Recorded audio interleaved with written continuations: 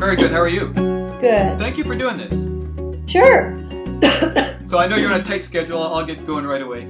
So Okay. the first question I ask is, how would you describe the current state of the world? Well, the world is not a monolith, so you can't point to one word or one phrase and say that's the state of the world. But I think it probably, in a way that is probably quite unique in human history, it is the best and the worst of times. I think that the world is in a terrible place. I think these are devastating times. I think the world is in such a bad place we're not even admitting quite what a bad place we're in. But I think simultaneously these are very exhilarating times, because even though there is an intensification of oppression, there is an intensification of violence, there is an intensification of greed, there is an intensification of all that is the worst about humanity on collective display, there is also a profound evolutionary impulse. There is a real revolution of consciousness going on that I think is as big and as important as other times of great awakening on the planet, whether it was the Renaissance or the Enlightenment, the period of the Enlightenment. So I don't think either should be minimized for their import or their significance. In that sense, I think it's a little bit of a race for time right now. Does humanity have everything that we need in order to pull out of this death spiral? Absolutely. That's the tragedy, the potential tragedy, and certainly the poignancy of this moment. What we lack is the collective will. So the collective will, I think, first of all, sometimes in life you have to admit how bad things are before you really embrace doing that which it takes to make them right. And so I think that many people are afraid to look at what we most need to look at. And that's a problem, because until we're, it's like if you're an addict, you have to admit the fact you're an addict. If your life is falling apart, you have to admit that before you really go about the work of putting it back together. Until we keep not quite falling to our knees. And that's unfortunate. Well, that's kind of where I want to go with this, because the world that we're speaking of is really a reflection of humanity. I mean, the natural world would do just fine. All this conflict and all this dissonance seems to be a reflection of our natures. Is that necessary for our evolution, or are we off on some tangent that's I mean, is conflict necessary for the evolution of consciousness? Absolutely not. Not the kind of conflict we're talking about now. In the Course in Miracles, there's a line that says, "It is not up to you what you learn. It is merely up to you whether you learn through joy or through pain." The metaphysics of Armageddon is a fascinating symbol. It's a fascinating archetype, because basically we're living at a time where this great battle that is raging, it's going to be externalized or not. Now, enough of us have been through our own personal Armageddons. For some people, their Armageddon was their cancer diagnosis. For some people, their Armageddon was having to get sober. For another person, their Armageddon was their bankruptcy. For another person, their Armageddon was their divorce, losing their children in a custody battle. These traumatic events you go through. And yet, if you burn through them and you learn from them and you grow through them, then on the other side of that, you're a wiser person. You are a person of greater character well, as I said, wiser. Now, we have one of two choices. Either enough of us can learn through our own personal Armageddons to form a real wisdom culture, or I'm afraid that it's reasonable to assume we will then have to. If we don't learn that way, if we don't turn this Titanic around before it hits the iceberg, because enough of us form a critical mass to really ground a wisdom culture from having gone through our own traumas, or it is reasonable to assume we will probably manifest a collective Armageddon. What does that mean? A global catastrophe beyond anything that we have currently imagined. If you're on the Titanic and you're headed for the iceberg could take many different forms. It could take the form of a weather catastrophe, clearly, because of the way we've treated the planet.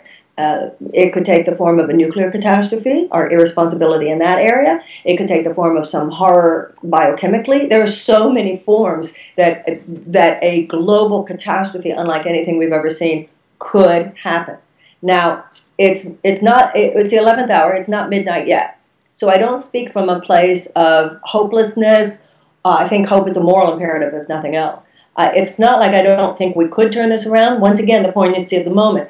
I think if you talk about any area where humanity is challenged right now, the both the profound opportunity, and yet, if we're not careful, missed opportunity, is that in every one of those areas, the geniuses are among us. The best practices are among us. You know, there's somebody out there who's already figured out how to get it right, how to turn it around. Unfortunately, those people are not, and those practices and those projects are usually the ones that are most under-resourced because they don't necessarily pay dividends in terms of short-term economic gain for some multinational corporation. The dividend it pays is the possible survivability of the human race, right? But as long as economics, rather than humanitarian values, are our bottom line, we will just continue towards that cliff. And I think that it's important that we realize that's how urgent this moment is. So how do you understand this time? I mean, for me, from what I know about you, you seem like a clear person to me. If you were a politician that I had the ability to vote for, it would be obvious. It would just be obvious to me. The contrast between you and what you described is so obvious. It's insane. But you know, that's a small minority of this planet. It seems that can recognize clarity and recognize. Which is a bit disconcerting for a person that's been experiencing this for 50 years. How do you deal with that? Well, first of all, I don't agree with your premise. First of all, for two reasons. First of all, social change never occurs because the majority gets it. The majority didn't wake up one day and say, let's free the slaves. The majority didn't wake up one day and say, let's give women the right to vote. The majority didn't even say, let's become independent from England. So social change is always led by a small group, relatively small group of people considered outrageous radicals by the status quo of their time. You need a critical mass. You don't need a majority. You need a trim tab. You don't need a majority. That's number one. Number two, you describe a situation in which those who have a more conscious attitude represent the minority. I don't even agree with that. Remember, we voted for Al Gore in 2000. This country elected Al Gore. And that right there is something to think about. But even more than that, the vast majority of Americans want sensible gun control. The vast majority of Americans want action on climate change. So the problem is that we have a government that does not represent the will of the majority. Because of Citizens United, because of gerrymandering, because of the way the two parties have sewn things up, we have a government that is not currently a genuinely representative government. So I don't think the problem is with the American people. The problem is with the American government. That's how I see it. And what about the individual? The individual on this planet. What is the answer really a social answer, or is it a mental? Is it a spiritual answer? Where do people have to go to actually arrange their core to create a new perspective? I think that we're living at a time of whole system breakdown. You have to go into your heart, and you have to go into your mind. You have to go into meditation and silence, and you have to go into civil activism, social activism, political activism, economic change. All of the above, and there are a lot of hours in the day. And that's how I see it. Nobody gets to sit out any of it, as far as I'm concerned. And I think that that's part of the power of this moment is we are being called to a level of self-actualization and self-integration beyond anything, certainly in our lifetime, we've been called to. You know, during my parents' generation, World War II, it was simply understood after Pearl Harbor, we are in war. And everybody, I would hear stories my mother would tell. There was just, this is where everybody had to put their primary focus, period, end of story. It's like when President Roosevelt went to Detroit and he said to the automakers, guys, we're in war and we're going to need this many ships and we're going to need this many tankers and we're going to need this many bombers and we're going to need this many submarines, etc. And they said, well, Mr. President, we really want to help you out. We'll do everything we can. Of course, I mean, we got cars to sell, but in any time we have, we'll help you. We want to help the effort, of course. And he said, I don't think you understand. I need this many ships, and I want this many bombers, and I want this many tanks, and so forth. In other words, that's going to have to be secondary. That has to come second.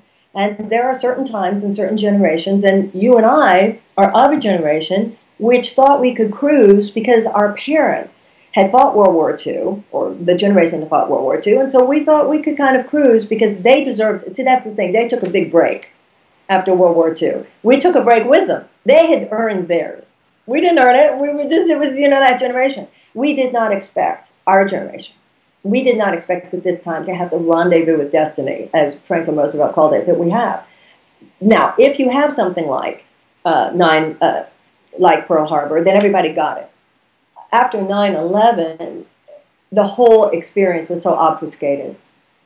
there's so much misinformation, there's so much disinformation, there's so much withhold of information. Once again, I don't think the problem is the American people. I mean, if you said to the American people, if a president said, each of us has a moral responsibility to using 10% less electricity in your house.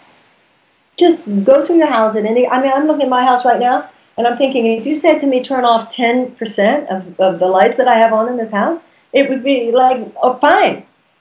There are so many ways that we have been misled.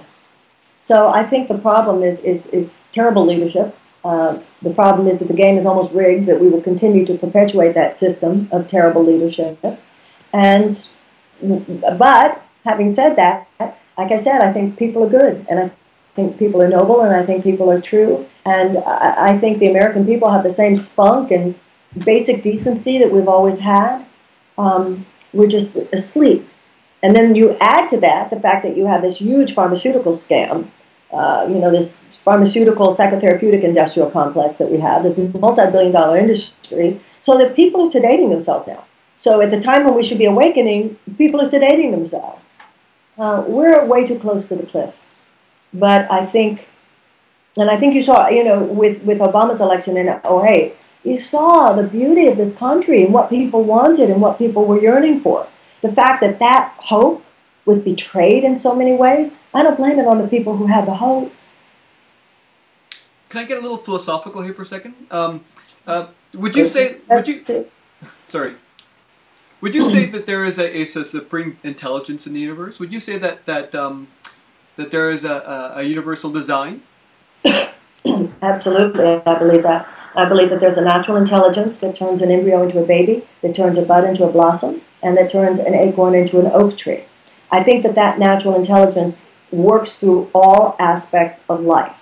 It is intentional. It is intentional that the embryo become a baby. It is intentional that the acorn become the oak tree. And it is intentional that you and I become the man and woman we're capable of being. It is intentional that we self-actualize. It is intentional that we become enlightened.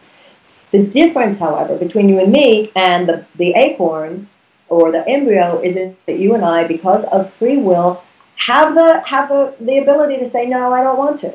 Now, in the body, when a cell, which is programmed to actualize, it is programmed to become the fullness of itself and then to collaborate with other cells in order to serve the healthy functioning of the whole. The cell that says, no, I don't want to. I'm going to go off and do my own thing. It's called malignance. And that is what has happened to the human race. It is a malignant consciousness by which we're thinking like it's just about me. It's just about me. I'm going to go do what I want to do. We have lost a sense of reverence for that natural intelligence. We've lost a sense of mission and purpose, which is we are here to collaborate together in order to make something better than we could make by ourselves. So if everything is intentional and we have such disparity and such a polarity, how do you see the purpose of that? What do you see as the purpose of all this for? The insanity is purposeless. The only purpose is love, which is our natural intelligence. And that which deviates from that is a moment of insanity. It is an illusion, as Buddha said, or as the Course in Miracles would say, it's illusion. It's a mortal hallucination. There is no purpose in it. That's the whole point. It is that which is purposeless. That's why it's darkness. That's why it's chaos. That's why it leads to suffering. That's what that's about. So it's not like there's a purpose in that, and I think that's the point. It is a product of the fact that we are living without love's purposes. It is what happens when you do not fill a house with light, there's darkness. When you do not fill a house with that which is good and true and beautiful and meaningful, then that which is chaotic sets in. And so when we live without purpose, purposelessness is there. So there was no purpose, there was no greater purpose to the Holocaust. People say, oh, well, everything happens for a reason. Yeah, it happened for a reason. It's called Adolf Hitler. That doesn't mean it happens for a good reason.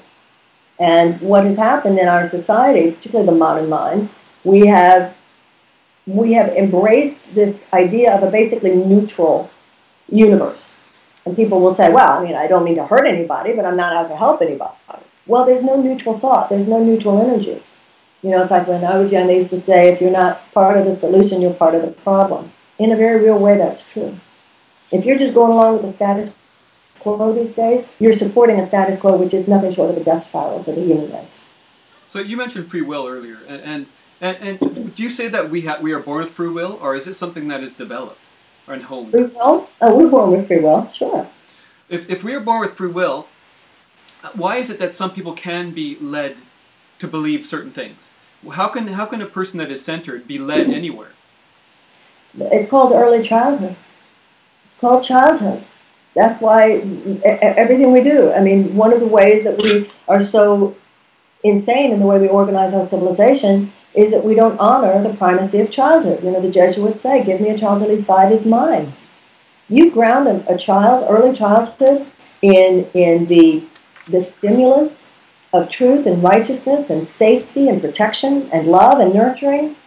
Very, very, very rarely is that child going to break off in an insane direction. I'm not saying it doesn't happen, but I'm saying it would happen rarely enough that we would not have the problems on the planet that we have. Large groups of desperate people should be considered a national security risk, whether they are in a corner of an American city or in a corner of somewhere around the world, because large groups of desperate people become a petri dish for collective pathology.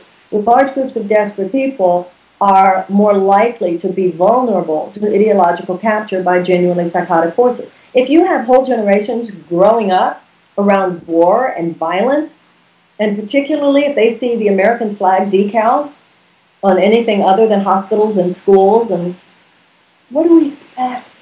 What do we expect? Do you ever feel despair?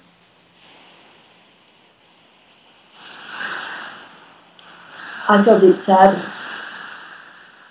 I feel the tragedy of this moment. I feel what everybody else feels when I see what's happening around the world.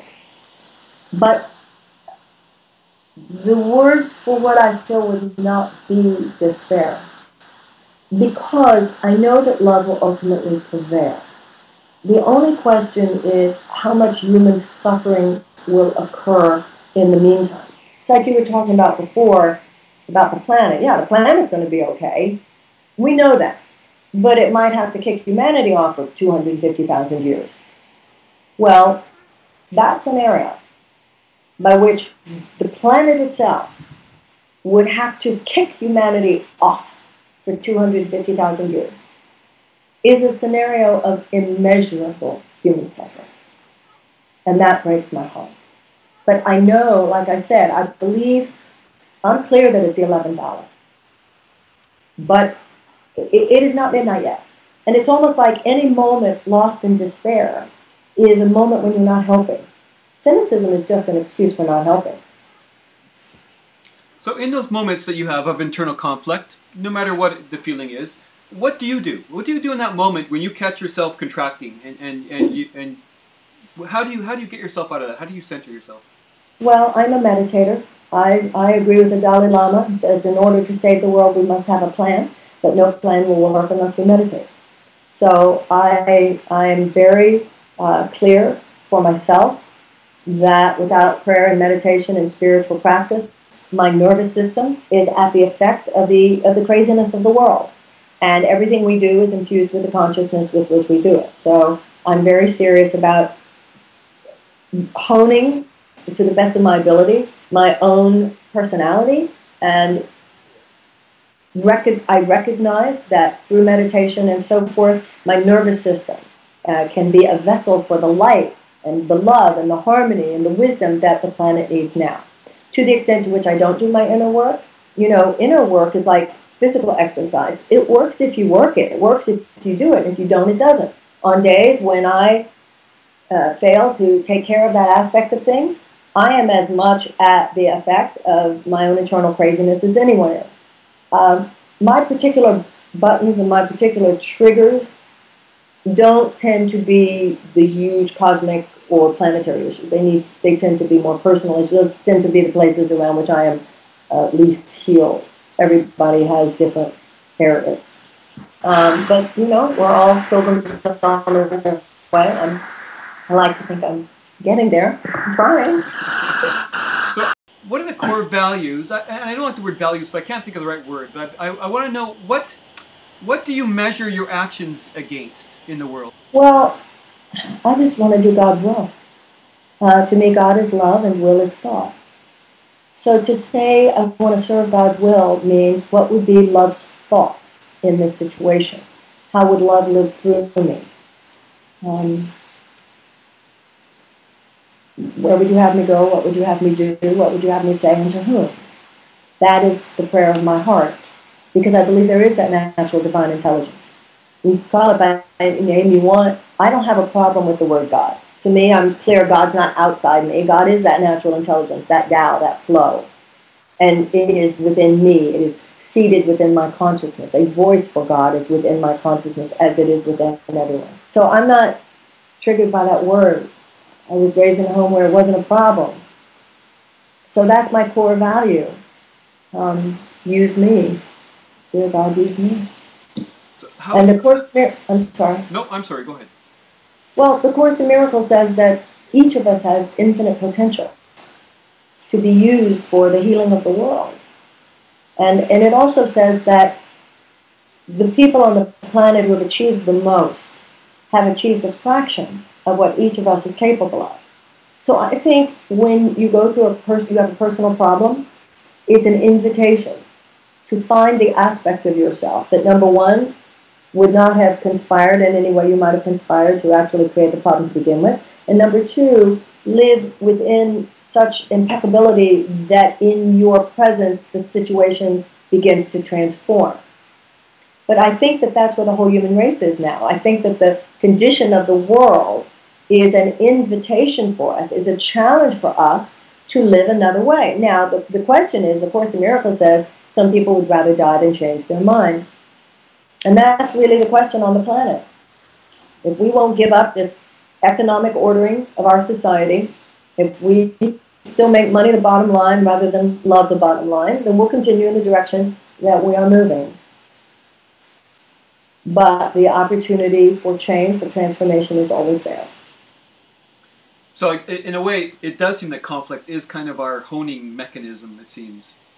If we choose that, you can go, once again, you can learn through pain, you can learn through joy. Right. Go there now, you can go there later. You know, if we, God forbid, create some global catastrophe, and there are only 5 people left on the planet at the end of it, I feel very confident they will look at each other and go, we ought to do it different this time.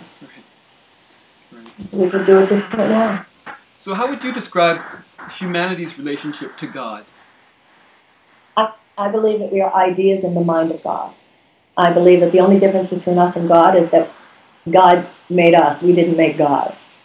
I think we are extensions of God's love. We are pieces of God's love. And the difference is God never deviates from love. And that is what the enlightened master is. They are the avatars. The enlightened ones are people who never deviate from love. Sometimes we do, and sometimes we don't. You know, Michelangelo was asked how he created a sculpture, and he said, I go to the quarry, I get the marble, and in my mind, God has already created the Pieta, God has already created Moses, God has already created David. My job is to get rid of the excess marble. In the Course in Miracles, Jesus says, I am in a state that is only potential in you. I don't have anything you don't have. The difference between us is I don't have anything else.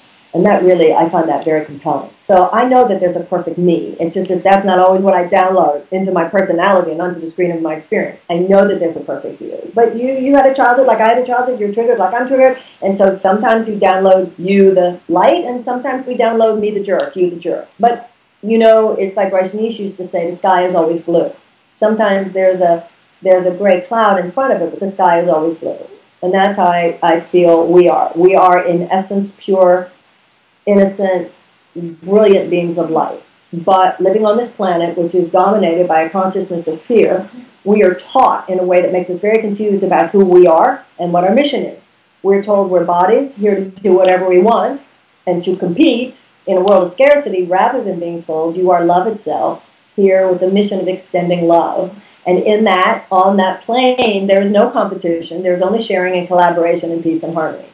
And so enlightenment is the unlearning of the thought system that dominates the planet, and the acceptance instead of a different way of thinking. It's a conversion. It's a mental conversion.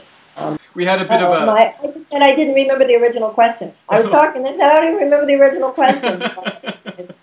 I can't even remember the original question. Was there a defining moment in your life where things shifted for you when you took a different turn? I'm not much for the eureka theory of personal enlightenment or anything. I believe in all of us, transformation is a process. It's a journey. We grow up. And life works to the extent to which you grow up. I think certainly when I began reading A Course in Miracles, that was an extraordinary moment in time in my life, which I think anybody feels when they find the door to a spiritual path that takes them to that ultimate truth that is itself one, but spoken in many different ways. The birth of my daughter, obviously. But if there's anything interesting about my path, it's how ununique it is. I just think I've lived through what everybody I know has lived through. Did you always feel awake, whatever that means for you? When I think what fully awake means, I don't think I'm fully awake now. But have I had moments where I knew that my dedication and commitment and devotion of my life was to the effort to become awake very early in life. Yeah. My mother, I had a God thing from the time I was a little girl. Oh, you froze me. You're a very eloquent woman. I ask everybody this. If you could give a public service message to humanity, what would you say to people? Our only chance of survival is that we forgive each other. Let me just ask you about your experience in politics, because it seems like that is right in the center of the storm on this planet. Right. What did you learn from that experience? What did you see? I learned a lot. The most important thing I learned is that I was right to think that people do yearn for a more meaningful relationship with the public sphere. I learned that the yearning of our heart for a better world is so basic to who we are. I learned that when people see an alternative to the insanity that now runs things, they embrace it. I didn't lose my election because the system was rigged. I lost my election because I didn't know how to work it. I'd never done this before. I was not as savvy as I needed to be about things I hadn't realized I needed to be savvy about. I thought you could just hire someone who would know those things. And that's very difficult. That was very difficult for me to accept because the kind of people who do agree with the kind of worldview I was talking about did send me enough money. I just didn't spend it. I didn't know how to do it. Many people don't win their first congressional race, which I totally understand now. Now, in my case, I think it was probably my first and only. But I'm very eager to pass along the information that I do feel I learned. You know, you learn as much in life from failing as from succeeding, as much from losing as from winning. But I get the part that was right. And I get the part in with which I think we did impact the ether. And there was a vortex. This campaign was an experience of something very special and beautiful. Sure. It's just that on the ground, the politics of it, a lot of reasons, for which though the bottom line is my own responsibility. If you ask me how to publish a book, I've been at it for 30 years. I know what to do. If this was a skill set, yada, yada. But I only feel more inspired by the possibilities. I do these conferences. I'm going to do the next one, March 28th, 29th, called Sister Giant in Los Angeles, or live stream. Senator Bernie Sanders will be the keynote. So, I needed time to go through my own healing process and I'm back just wanting to contribute in the best way I can, but with renewed not only dedication to the possibility, but really recognizing from having run, it's possible. We just need more people running with a certain kind of love-filled, compassionate, conscience-based message, and we need to become more politically savvy. I think so many of us who believe in certain values, we've been out of politics. We hadn't done politics. I thought because of my really in-depth, I must say, understanding of issues, my experience of so many politicians and leaders, I felt, man, if I win, I can hit the ground running the day I get to Washington. And I believe I could have. And I wouldn't have gotten the kind of endorsements I got had not some very serious people agreed with that. What I didn't know was political campaigns. And so that's why I want to continue to foster and to support other people with this kind of consciousness. On the right, on the political right, they don't just train activists, they train candidates. Right. And too many times on the political left, we train nonprofit activists or even political activists. We need to train candidates. So, I did it, now you do it, now you do it, now you do it. And let me be there and I'll support you and I'll share my information. It was never, I always said, it's not like, the revolution's going to be won because, one woman wins a seat in Congress. But neither does that revolutionary energy, and in the best sense revolutionary energy, stop if that one woman doesn't win. So I'm still in that game and feel very, very strongly about it. We need more people running with a certain kind of, not just consciousness, but a certain kind of a willingness to take that consciousness and really frame it in a political context. And I'm in it, Maybe I won't be the candidate again, but I'm in it for that effort. And having run, I believe in it even more. And in that sense, I'm not sorry that I did. Yeah. Well, it's just a sign of the times that a person's word and their conviction is not enough. Well, you have to know what you're doing. Yeah. I didn't know how to write a book till I wrote the book. You don't, and like I said, I thought, well, you hire people to do that part. It's quite a process. It's like nothing else. I'm sure. I have compassion for people who've lost political campaigns now in a whole new way.